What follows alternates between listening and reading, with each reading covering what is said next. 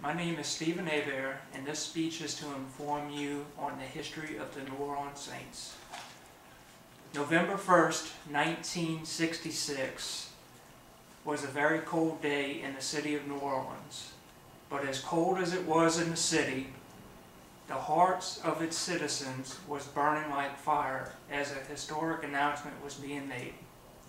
The National Football League awarded its 16th franchise to the Big Easy. It was a joyous occasion for the city that would later prove to be a valuable asset to the state from that day forward. A number of decisions had to be made at that point. The first decision was on a team owner/president, with John W. Meekum Jr. holding the majority of the shareholders for the team. He obtained the title of team owner/president. Secondly, the decision on a team nickname had to be created. The decision was made based on someone saying that the team was established on a Roman Catholic holiday known as All Saints Day. The team then became the New Orleans Saints. Next on the to-do list was to create a head football coach. With future Hall of Famer Tom Pierce leading the candidate, the decision became quickly easy. A decision on the team logo and team colors soon followed. An historic symbol for the city of New Orleans, the fleur-de-lis became the logo, with the colors black, gold, and white representing the team colors. In 1967, the Saints competed in their first NFL season. The first win in franchise history came on November 5th against the Philadelphia Eagles, in which they won 31-24 to improve their record to 1 win and 7 losses. The rest of the season, however, didn't turn out so favorable, as the team ended up with a record of 3 wins and 11 losses. Over the next couple of years, the team made very little progress, but fans kept their faith as their long-awaited team stumbled out of the starting gates. In the 1970s, the team saw many changes. The first change being a change from the division, which they started from the Capital Division, to a stronger division in the NFC West, where future rival teams, the Atlanta Falcons and San Francisco 49ers, lurked. Next change was many coaching changes. A total of 6 coaches coached the New Orleans Saints in the 1970s alone.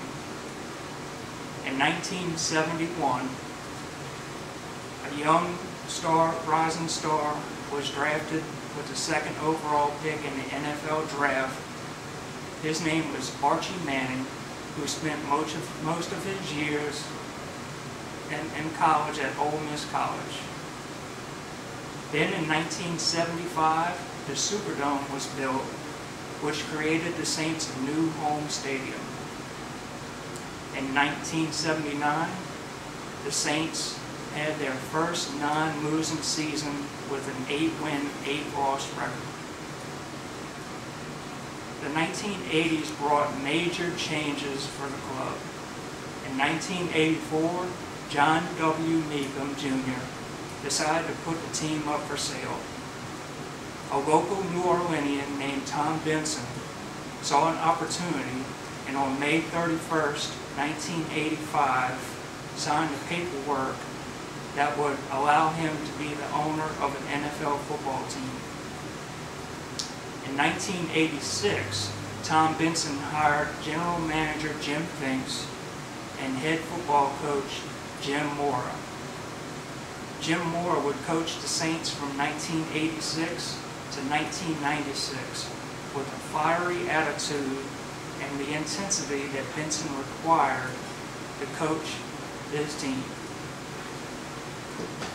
Then in 1987, the Saints put together its best season in franchise history with a 12-win, 3-loss record and their first splash in NFL playoffs.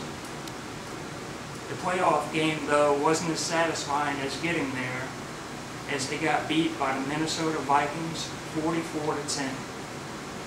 The Saints wouldn't make the playoffs again until 1990. 3 times in the 90s did the Saints make the playoffs. All 3 times had disappointing results. Although in 1991, the Saints won their division for the first time in franchise history. 1997 brought another change. Jim Moore was out the door, and former Bears linebacker Mike Ditka came to coach the club. 1997 and 1998 were average seasons, but in 1999, Ditka and the Saints drafted Ricky Williams out of the University of Texas with the 2nd overall pick in the draft. After another losing season, Dicta's career as Saints head coach came to an end. Then a new young coach in Jim Haslett came for the start of the 2000 season. After a weak start, the Saints came back and made a great push at the end to make the playoffs another year in a row. Their new opponent would have been the St. Louis Rams, in which, after securing a 4th quarter lead, they won their first playoff game in franchise history. Then it was on to Minnesota, where they would again face Minnesota Vikings, in which they lost and ended the 2000 season. The Saints made the playoffs in 2006, 2009, and 2010. In 2006, 1 year after Hurricane Katrina, Sean Payton replaced Jim Haslett to coach the Saints. Then in April, the Saints drafted Heisman Trophy winner Reggie Bush with the 2nd overall pick in the draft. But the big news was when they reached a deal with free agent Drew Brees of the San Diego Chargers. Together, they led the Saints to another playoff appearance in which they won 2 playoff games and went to their first ever NFC Championship game. They traveled to Chicago, in which Chicago beat the Saints to end their season, one of the most successful seasons in Saints history. That is until 2009. In 2009, they roared off to a 13-win, 0-loss season before losing 3 straight games to slide into the playoffs. The Saints then won their next 2 playoff games in order to advance to the first and only Super Bowl appearance in team history. On to South Beach, Miami, where the Saints would face Peyton Manning and the Indianapolis Colts. The Saints beat the Indianapolis Colts in their one and only Super Bowl appearance and became champions. In 2010, the Saints appeared into the playoffs again, but lost in their first game to the Seattle Seahawks. The Saints have a huge economic impact on the city, from selling 5 straight season ticket sellouts to hosting 9 total Super Bowls.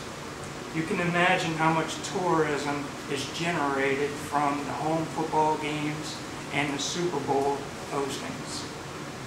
In 2009, ESPN magazine was quoted by saying that the New Orleans Saints was the #1 professional sports organization.